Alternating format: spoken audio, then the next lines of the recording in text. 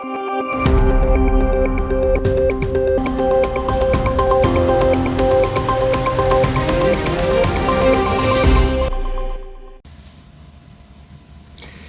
is David Goldman, Asia Times Deputy Editor, speaking to you from New York City the evening of October 13th.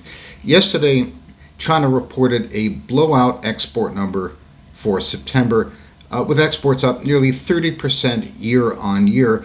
What's most remarkable, in my view, is that China's exports to the United States have increased by more than 30% since January 2018, when President Donald Trump first instituted tariffs on Chinese imports. Now, this was supposed to reduce American demand for Chinese imports, but in fact things went exactly the other way. All it did was cause inflation by forcing consumers to pay more for Chinese goods. Now, part of this is the result of the Chinese success in suppressing the COVID-19 epidemic. China, of course, was the first country to come out of the epidemic. It did so by massive application of big data and artificial intelligence analysis of infection patterns, so effectively that the launch of the AI revolution well may be dated to China's performance in the beginning of 2020. But there's another reason, which is that the United States has destroyed supply while increasing demand.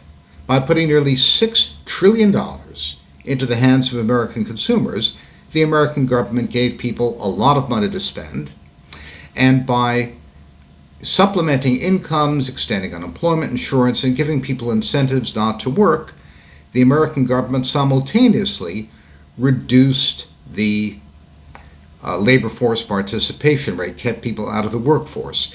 If you look at the chart of the day, it shows America's imports from China as well as Germany's. Now, Germany's have increased by more than 50%, so have South Korea's, so have Taiwan's. This is a testament to the underlying strength of the Chinese economy. The difference, of course, that Taiwan and South Korea and Germany export a great deal to China, whereas American exports to China barely cover 30% of imports.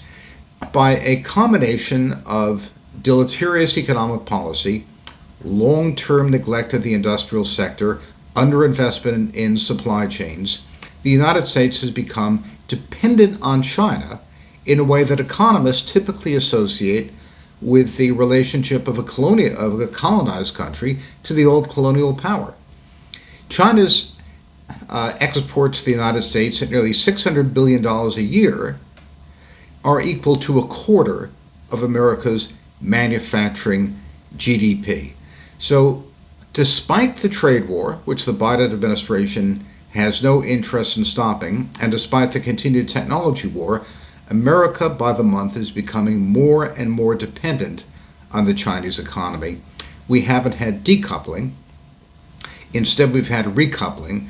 And that's why all of the American rhetoric about suppressing China's technology sector, about decoupling from China, about punishing Chinese companies and so forth, rings a bit hollow.